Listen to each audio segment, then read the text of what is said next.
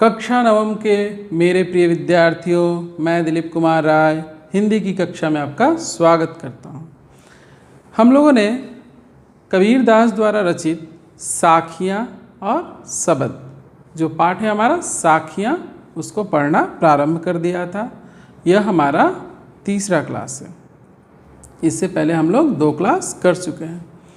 तो आइए बाकी की जो हमारी बची हुई साखियाँ हैं, 3 साखियाँ, आज उसको पढ़ते हैं। तो शुरू करते हैं। हिंदू मुआ राम कही। हमारी 5वीं साखी कौन सी है? हिंदू मुआ राम कही, मुसलमान खुदाई, कहे कबीर सो जीवता, जो दुहू के निकट न जाई। मैं एक बार पुनः पढ़ देता हूँ। कबीरदास कहते हैं, हिंदू मुआ राम कही, मुसलमान खुदाई, कहे कबीर सो जीवता, जो दुहू के निकट न जाई। कुछ इसमें कठिन शब्द आए हैं जिसके मैं अर्थ बता दे रहा हूँ। जैसे मुआ का अर्थ है मर गया। मुआ का अर्थ है मर गए या मर गया। उसके बाद एक और शब्द देखिए, खुदाई का अर्थ है खुदा। दुहू मतलब दोनों। निकट मतलब समीप।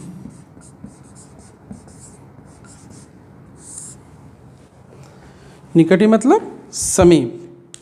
इसमें ये जो कठिन शब्द थे मैंने आपको लिखा दिया। अब आइए हम इसकी सप्रसंग व्याख्या करते हैं। प्रस्तुत साखी के माध्यम से कबीरदास जी ने प्रपंचों से, जो धार्मिक प्रपंच हैं, उससे बचने के लिए हमें आगाह करते हैं, प्रेरित करते हैं। क्या वो शिक्षा दे रहे हैं? प्रस्तुत साखी के माध्यम से कबीरदास जी ने धार्मिक प्रपंचों से बचने की शिक्षा दी है कि हमें धार्मिक प्रपंचों से बचना चाहिए। अब इसकी व्याख्या करते हैं। हिंदू मुआ राम कही, मुसलमान खुदाई, कहे कबीर सो जीवता, जो दुहू के निकट न जाई। अर्थात प्रस्तुत साखी के माध्यम से कबीरदास जी कहते हैं कि हिंदू और मुसलमान दोनों ही अपने अपने ईश्वर का गुणगान करते हुए मर गए, अर्थात समाप्त हो गए, फिर भी उसके मर्म को नहीं जान पाए। किसके? ईश्वर के मर्म को नहीं जान पाए। दोनों ही अपने अपने मत को स्थापित करने में इस तरह लगे रहे कि उन्हें यह ज्ञात ही नहीं हुआ कि ईश्वर एक है, उसमें भेद नहीं किया जा सकता। किंतु दोनों को इतनी बुद्धि नहीं है। कबीरदास हमेशा से ही हिंदू और मुसलमान, जो दोनों संप्रदाय हैं, जो दोनों धर्म हैं, उनके बीच एकता स्थापित करने के पुरजोर समर्थक रहे हैं। उनका मानना है कि इन दोनों धर्मों को एक साथ मिलकर रहना चाहिए, अर्थात इनमें अंतर नहीं करना चाहिए, क्योंकि ईश्वर तो एक ही है। भले ही हम उसे अलग अलग नाम से पुकारते हैं, लेकिन उसका मूल तत्व एक ही है। तो इसीलिए कबीर क्या कह रहे हैं? हिंदू मुआ राम कही, मुसलमान खुदाई, कहे कबीर सो जीवता, जो दुहू के निकट न जाए। अर्थात कबीर कहते हैं कि जो इन दोनों संप्रदायों, दोनों धर्मों के बीच ना पड़ के, उनके बीच ना उलझ करके अगर वह स्वच्छ मन से अलग रास्ता बनाकर, अर्थात दोनों के चक्कर में ना पड़ के वह अगर ईश्वर की भक्ति करता है तो वह उसे सहजता से प्राप्त कर लेता है। वही बचता है जो दुहू के निकट न जाए। जो दोनों के समीप नहीं जाता वही सच्चा ज्ञानी है, वही सच्चा साधक है। तो कहे कबीर सो जीवता, वही बचता है जो दोनों के निकट, अर्थात इन दोनों संप्रदाय, दोनों धर्मों के नज़दीक, अर्थात जो उसका पालन कराने वाले लोग हैं उनके समीप ना जाकर सच्चे मन से ईश्वर की भक्ति करता है, वही सच्चा ज्ञानी है। हम लोग देखते हैं इसमें विशेष बातें कौन सी है। इसमें यह जो साखी है यह व्यंग्यात्मक शैली में लिखी गई, अर्थात कबीर ने दोनों ही संप्रदायों पर व्यंग किया है कि दोनों ही अपने अपने मत को स्थापित करने में ही लगे हुए हैं। इसके साथ वह जो धार्मिक कट्टरता है, जो उसका प्रसार हो रहा है, उसको वो रोकने की बात करते हैं कि धार्मिक कट्टरता का प्रसार नहीं होना चाहिए। इसके साथ साथ हम लोग देखते हैं कि प्रस्तुत साखी की भाषा जो है वह सरल, सहज और भावानुकूल है तथा इसकी भाषा सदुक्कड़ी है, खिचड़ी है या पंचमेल कह सकते हैं। आइए अब अगली साखी की ओर बढ़ते हैं। काबा फिर काशी भया राम ही भया रहीम, काबा फिर काशी भया राम ही भया रहीम, मोट चून मैदा भया बैठी कबीरा जीम।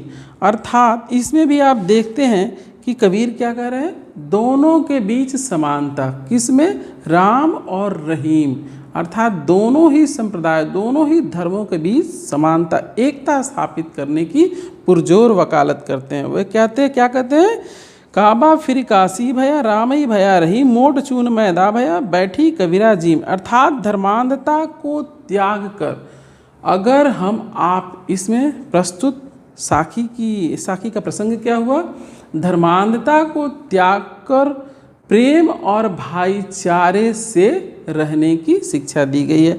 अर्थात जीवन जीने को कहा गया है कि प्रेम और भाईचारे के साथ हमें रहना चाहिए।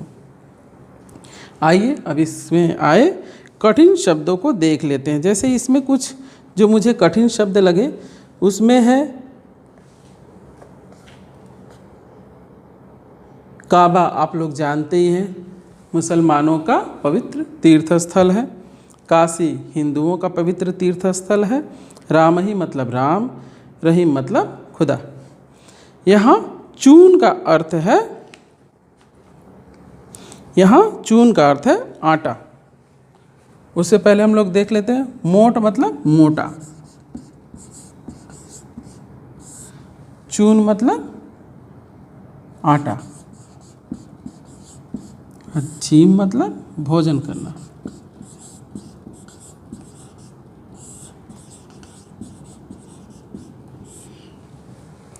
तो हम लोग क्या देखते हैं, मोट मतलब मोटा, चून मतलब आटा और जीम मतलब भोजन करना। ये तीन शब्द जो मुझे कठिन लगे मैंने उसके अर्थ यहाँ पे लिख दिए हैं, आप लोग देख सकते हैं। आइए अब इसकी व्याख्या करते हैं। प्रस्तुत साखी के माध्यम से कबीरदास जी यह कह रहे हैं कि हमें भेद मिटाकर, ईश्वर में जो हम भेद मानते हैं उसको मिटाकर हमें आपसी प्रेम और भाईचारे के साथ रहना चाहिए। कबीरदास जी कहते हैं कि काबा फिर काशी भया राम ही भया रहीम, मोट चून मैदा भया बैठी कबीरा जीम। जब हमारी धार्मिक जो वृत्ति है, उसका जो भेदभाव करने की जो हमारी दृष्टि है, वह जब समाप्त हो जाती है तो काबा और काशी में कोई अंतर नहीं रहता, राम और रहीम में कोई अंतर नहीं रहता। इसलिए कबीर क्या कहते हैं, काबा फिर काशी भया राम ही भया रहीम।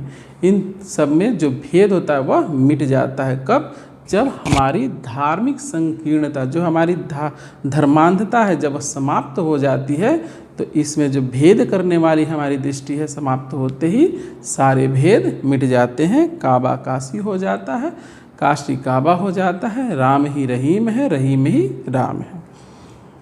जैसे उदाहरण देते हैं, मोट चून मैदा भया बैठी कबीरा जीम। क्या करें, जब हम आटे को, जब गेहूं के आटे को हम बारीक पीस देते हैं तो क्या हो जाता है, मैदा हो जाता है। बारीक पीस देने से वह मैदा हो जाता है। मोट चून मैदा भया बैठी कबीरा जीम।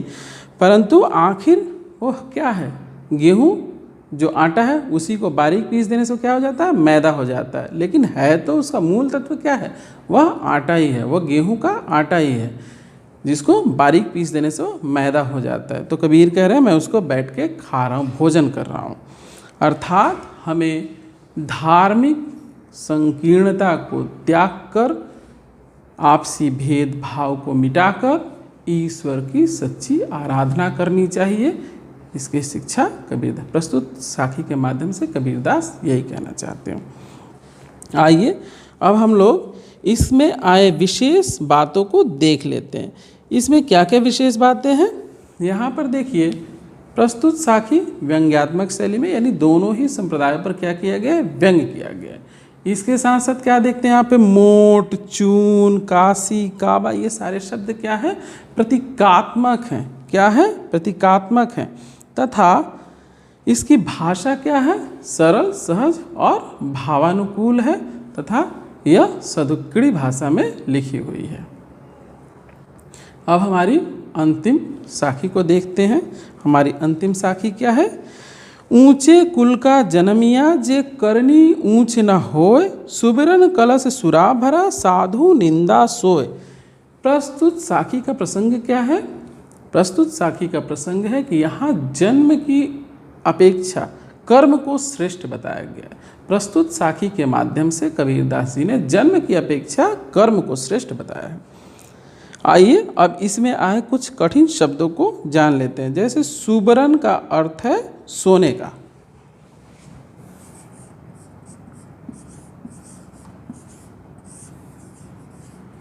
सुरा का अर्थ है मदिरा, निंदा का अर्थ है बुराई करना,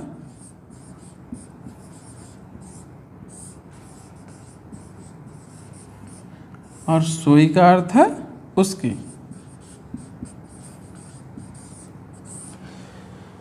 सुबरन का अर्थ है सुरा, निंदा, सुबरन का अर्थ है सोने का, सुरा का अर्थ है मदिरा, निंदा का अर्थ है बुराई करना, और सोई का अर्थ है उसकी। अब आइए प्रस्तुत साखी की व्याख्या करते हैं। इसके अर्थ को हम लोग जान लेते हैं। ऊंचे कुल का जनमिया जे करणी ऊंच न होय, सुबरन कलश सुरा भरा साधु निंदा सोय। प्रस्तुत साखी के माध्यम से कबीरदास जी कहते हैं कि ऊंचे कुल में जन्म लेने से कोई व्यक्ति श्रेष्ठ नहीं हो जाता। अर्थात किसी बड़े खानदान में, बड़े कुल में अगर वह जन्म लेता है, इससे वह महान व्यक्ति या उसकी महानता स्थापित नहीं हो जाती। कैसे वह महान बनता है, वह अपने कर्मों से महान बनता है। अतः व्यक्ति का जन्म नहीं, उसका कर्म ही उसके अच्छे या बुरे, अर्थात उसकी महानता और उसके पतन के लिए जिम्मेदार है। कौन? उसके कर्म, उसका जन्म नहीं। तो कबीर कहते हैं ऊंचे कुल का जन्मिया जे करनी ऊंच न हो। अगर वह ऊंचे कुल में, कोई भी व्यक्ति अगर ऊंचे कुल में जन्म लेता है और उसके कर्म उच्च कोटि के नहीं होते, तो वह महान नहीं हो सकता। उदाहरण देते हुए कह रहे हैं क्या, सुबरन कलश सुरा भरा साधु निंदा सोय। अगर सोने के पात्र में मदिरा भर दिया जाए, शराब भर दिया जाए, तब भी उसकी निंदा साधु व्यक्ति करते हैं। अर्थात साधु व्यक्ति सोने के पात्र में अगर शराब को भी भर दिया जाए तो उसकी निंदा ही करते हैं, उसकी प्रशंसा नहीं करते, क्योंकि उससे शराब का गुण नहीं बदल जाता। अगर हम सोने के पात्र में शराब भर दें, मदिरा भर दें, तो इससे वह अमृत नहीं बन जाएगा, वह मदिरा ही रहेगा। ठीक उसी तरीके से ऊंचे कुल में जन्म लेने से कोई महान व्यक्ति नहीं बन जाता, उसके कर्म ही उसे महान बनाते हैं। अब इसमें आए हम लोग विशेष बातों को जान लेते हैं। प्रस्तुत साखी में कबीरदास जी ने जन्म की अपेक्षा कर्म की श्रेष्ठता को स्थापित किया है। इसकी भाषा सदुक्कड़ी है और इसके यह सरल, सहज और भावानुकूल है।